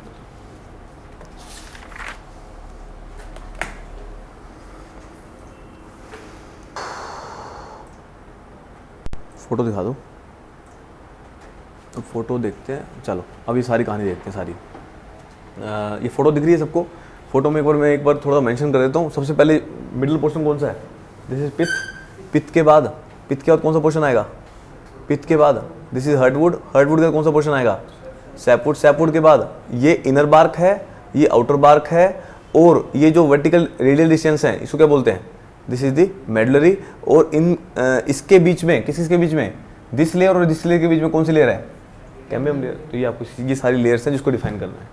अब इसका मैकेनिज्म क्या है वो समझना है मुझे, ठीक है? अब मैकेनिज्म थोड़ा सा अलग तरीके का है, थोड़ा मतलब पिक्चर जो है अलग बना रखी होगी आपके दिमाग में, मैकेनिज्म अलग है इसका, समझो इसको। अब इसी कहानी समझते हैं सारी, पहले साथ समझते हैं, साथ फोटो देखते जाएंगे। चलो सबसे पहले मैंने क्या बताया? पित्त। पित्त क्या था? सबसे सेंट्रल पार्ट है, ये सबसे सेंट्रल पार्ट है। तो it is the inner most central portion and core of the tree. इसको कोर बोलते हैं ट्री को, ठीक है? Which varies in shape and size. इसकी साइज और शेप क्या होती है? वेरी होती रहती है depending on the type of the tree. जो भी किसी टाइप का आपका ट्री है उसी बेस पे इसकी जो है वो वेरिएशन आती रहती है। It does not entirely consist of the cellular mass that is use for the nourishment of the tree. ये जनरली क्या करता है? ये नरिश करता है ट्री को। नेक्स्ट बताया इन इट्स यंग एज के अंदर, बट जैसे जैसे ग्रो होता जाता है ये क्या होता जाएगा? डेड होता जाएगा। तो अल्टीमेटली आज अगर टाइम इक्वल टू 0 है, आज equal to time equal to 0 है और टाइम हो गया 35 साल, टाइम हो गया 35 साल, यहाँ पे तो वो है पड़ा, समझ रहे हो? जब टाइम ये इसका मतलब ये बताओ मुझे, जब टाइम इक्वल टू 0 होगा, टाइम इक्वल टू 0 होगा मतलब आपने प्लांट लगाया होगा, वो प्लांट लगाया होगा 35 साल बाद। 35 साल बाद क्या रहा होगा? ये धीरे धीरे क्या होता है? मेच्योरिटी आती जाती है और वो क्या होता जाता है? वो खत्म होता जाता है, समझ रहे हो भाई? जितना कम टाइम होगा उतना वो डार्क होगा, मतलब डार्क होना मतलब मेच्योरिटी है उसके अंदर। जैसे स्टार्ट हुआ यहाँ से, इतनी थी, ये डार्क होगी, अब और पोर्शन बढ़ता जा रहा है, अब ये तो लाइट हो गया, ये डार्क होता जाएगा, समझ रहे हो? और टाइम टू टाइम ये क्या होता जाएगा? ये डेड होता जाएगा। तो अल्टीमेटली मैंने बोला dries and decays, it do not take any, कोई भी एक्टिव पार्ट नहीं है। तो ये क्या करता है? इट एज ट्रीज को क्या करता है? ग्रो कराने में हेल्प करता है और डिके हो जाता है। ये टाइम के साथ साथ क्या होता है? डिके हो जाता है। Does not take any active part in the growth of the tree. Growth of tree में इसका कोई हाथ नहीं है इसका, ठीक है? तो नेक्स्ट ये क्या कर देगा? ट्रांसफर कर देगा न्यूट्रिएंट को कहाँ पे? Fibre around the pith. Around the pith क्या है? आगे क्या है? हार्टवुड। अब वो सारा हार्टवुड में आ गया। अब पहले डार्क कलर किसका था? पहले डार्क कलर किसका था? पित्त का। अब टाइम के साथ पित्त का कलर कैसा हो गया? लाइट होता जाएगा। वो सारा कलर किसमें मिलता जाएगा? हार्टवुड के अंदर। तो ये अल्टीमेटली मैकेनिज्म है इसका। अब कहानी किस पे आ गई? हार्टवुड पे आ गई। अब हार्टवुड पे आ गई। The outer annual rings surrounding the पित्त कंस्टिट्यूट्स द हार्टवुड। जो भी एनुअल रिंग्स हैं किसके अराउंड? किस पित्त के अराउंड है, उसको क्या बोलते हैं अपन? क्या बोलते हैं? हार्टवुड बोलते हैं। अब ये कैसा कलर हो गया इसका? डार्क कलर हो गया। It is dark in colour which indicates the dead portion of tree. मतलब वो उसको डेड पोर्शन बोल दिया, मतलब अल्टीमेटली वो डेड हो चुका है। अब वो डार्क हो गया, वो डेड पोर्शन बोल दिया उसको। It does not take any active part. ये भी कोई एक्टिव पार्ट नहीं है जो ट्रीज की हेल्प करता हो, बट ये क्या इंपार्ट करता है? स्ट्रेंथ और रिजिडिटी इंपार्ट करता है। ये सारी कहानी आपको ध्यान रखनी है। नेक्स्ट कहानी आ गई सैपवुड की। अब सैपवुड क्या करता है? ये आउटर रिंग्स, जो आउटर रिंग्स हैं वो in between the heartwood and cambium layer. Heartwood और कैम्बियम लेयर के बीच में जो भी अपना एनुअल रिंग्स होंगी वो कंस्टिट्यूट क्या करेगा? उसमें सैपवुड मिलेगा आपको। अब इट इज ये किस कलर क्या होता है? ये लाइट कलर का होता है, बट एक्टिव पार्ट रहता है किसमें? ट्रीज की ग्रोथ कराता है। क्यों कराता है? सैपवुड क्या होता है? ये एक न्यूट्रिएंट होता है जो प्रोवाइड होता रहता है, उसकी ग्रोथ उसकी बढ़ती रहती है। तो अल्टीमेटली ये क्या करता है? ये इसकी स्ट्रेंथ भी प्रोवाइड करता है और ग्रोथ भी इसकी हेल्प करता है इसमें। अल्टीमेटली इसको जो न्यूट्रिएंट प्रोवाइड होते हैं वो सैपवुड से ही होते हैं। तो हार्टवुड का जो सैपवुड जो है वो उसको क्या मिल रहा है? उसको न्यूट्रिएंट दे रहा है पूरे ट्री को, समझ रहे हो ना? सैप मतलब बताया था मैंने, वो सैप जो होता है वो लिक्विड ही होता है, मॉइस्चर होता है वो सारा सारा। चलो नेक्स्ट बताया कैम्बियम लेयर। अब कैम्बियम लेयर कौन सी है? ये एक थिन लेयर है, सैप की लेयर है बिटवीन दी इनर बार्क और किसमें? सैपवुड के बीच में।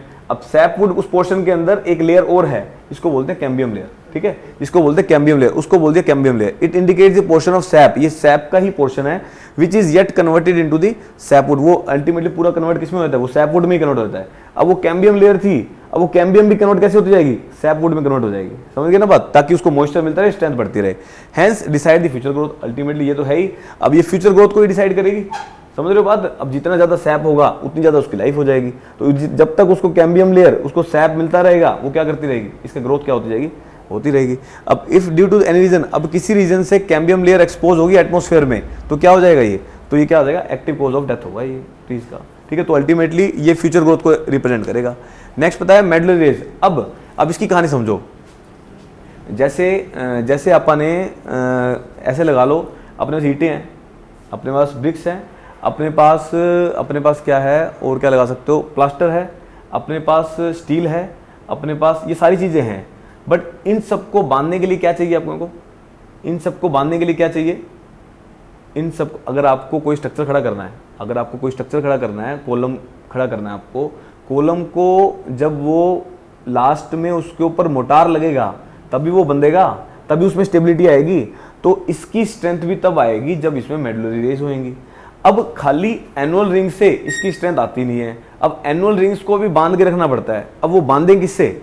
मेडुलरी रेस से। तो ये मेडुलरी रेस के क्या रिस्पॉन्सिबल है? इसकी स्ट्रेंथ की रिस्पॉन्सिबल है, और इन सबको पूरे को एक यूनिटी बना के रखती है। तो यूनिटी बनाने के काम आती है, समझो इसको। ये क्या है? द थिन रेडियल फाइबर है, जो रेडियली निकलते हैं, and extending from the pith to cambium layer and holding the, किसको होल्ड करती है? Annual rings of the heartwood and sapwood. Next, thereby imparting the strength to the, क्या impart करती है? स्ट्रेंथ इम्पार्ट करती है। Next is bark. बार्क क्या होती है? जो ऊपर वाली लेयर होती है, लास्ट वाली, समझ रहे हो? उसको भी दो पार्ट में डिवाइड कर रखा है, एक इनर बार्क, एक आउटर बार्क। तो next, the outer protective layer और covering provided around the cambium layer is termed है, उसको बार्क बोल दिया। अब वैसे होता है ये इनर, और इनर में क्यों बताया? मैंने अभी बताया था ना, इनर और उसके बीच में कैम्बियम लेयर होती है, इनर और सैपवुड के बीच में, तभी इसको दो पार्ट में डिवाइड करके बता दिया, इनर और आउटर के बीच में। तो अब इसको देख लो, फोटो देख लो सारी, अब सारी कहानी पर समझ आ जाएगी। तो ये सारी कहानी आगे देख लो, अब कोई भी डायग्राम उठा लो, सारा कुछ आ जाएगा। देखो पिथ दिख रही है, ये पिथ बीच में, कहाँ दिखा दूँ? इसमें दिखा रखी है, ये पिथ दिख रही है। पिथ के बाद क्या आ गई? ये हार्टवुड, देखो ये डार्क हो गया। ये हार्टवुड के बाद ये सारा पोर्शन किसका है? सैपवुड का। सैपवुड के बाद ये कौन सा है? This is cambium layer. Cambium layer के बाद ये कौन सा है? दिस इज इनर बार्क, ये देख रहे हो? This is outer bark. ये सारे पोर्शन है, तो आपको ध्यान रखने हैं, दिस इज पोर्शन, ये सारी चीज़ें, समझ गए बात? तो अल्टीमेटली ये सारी चीज़ें आपको ध्यान रखनी है। अच्छा, अब सवाल आया, मान लो अब ये बताओ मुझे, फ्यूचर ग्रोथ के रिस्पॉन्सिबल कौन था? फ्यूचर ग्रोथ के रिस्पॉन्सिबल कौन था? चेक करो, सैपवुड लिखवाया यार, अभी तो लिखवाया है। फ्यूचर ग्रोथ का क्या बताया मैंने आपको? सैपवुड बता दिया, सैप जो है। अच्छा, प्रेजेंट ग्रोथ का कौन है? प्रेजेंटली ग्रोथ कौन करा रहा है? प्रेजेंटली ग्रोथ कौन करा रहा है?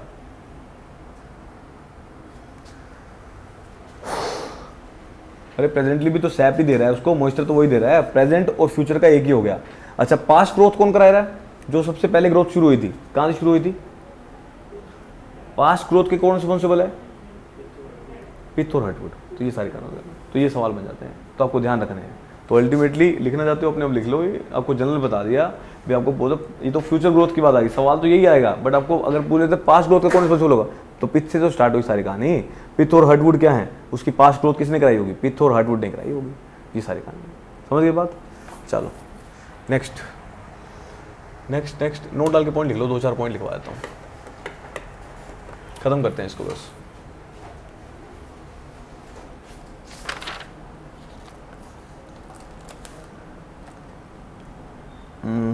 कंप्रेसिव स्ट्रेंथ,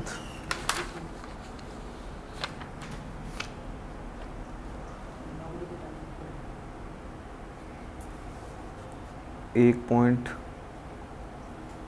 2, 3, चलो 3-4 पॉइंट लिखवा देता हूँ, खत्म हो जाएगा। चलो लिखो, नोट डालो। First point, specific gravity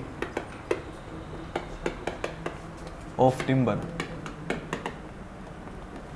Specific gravity of timber is observed to be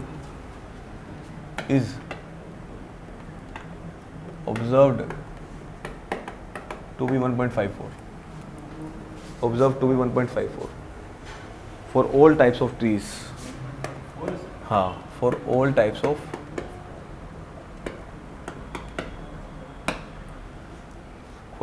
of trees. But their mass specific gravity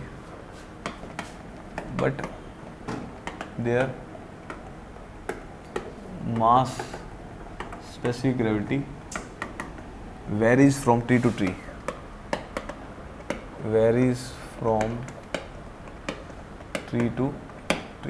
Second point, the weight of the tree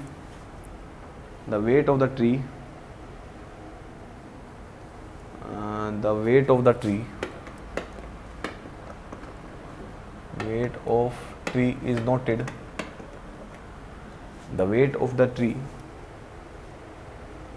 is noted at the moisture content of 12%, at the moisture content of 12%.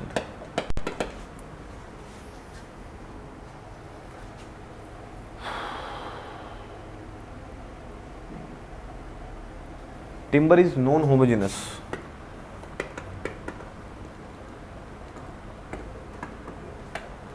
Non-homogeneous. That is non-homogeneous में that is anisotropic. बता रखा है ना structure में, स्टोम में करवाया था नहीं. That is anisotropic. That is anisotropic. Anisotropic मतलब वो क्या होगा इसमें, जो आपकी डायरेक्शन होगी किसकी, मटेरियल की प्रॉपर्टी की जो डायरेक्शन होगी क्या होंगी, डिफरेंट होंगी. देख लो यहाँ पे material properties are different in longitudinal direction. ये लिख लो, प्रॉपर्टीज जो होंगी डिफरेंट होंगी इसकी. Hence shows different shrinkage, hence shows different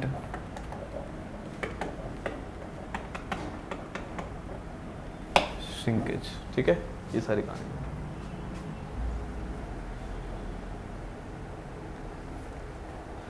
ये सारी कहानी होगी.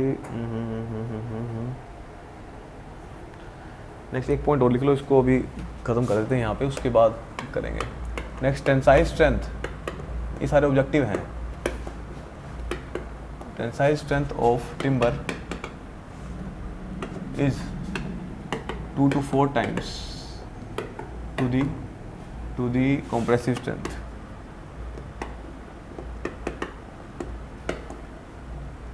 Compressive strength of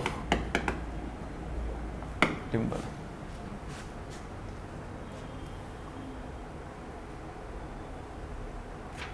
next is एक पॉइंट और लिख लो, 4 हो गए ना, 5वां लिख लो. Velocity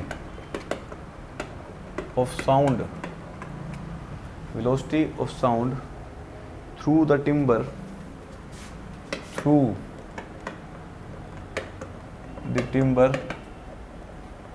is 2 to 7 times more than air. ये सारी चीज़ें लिख लो.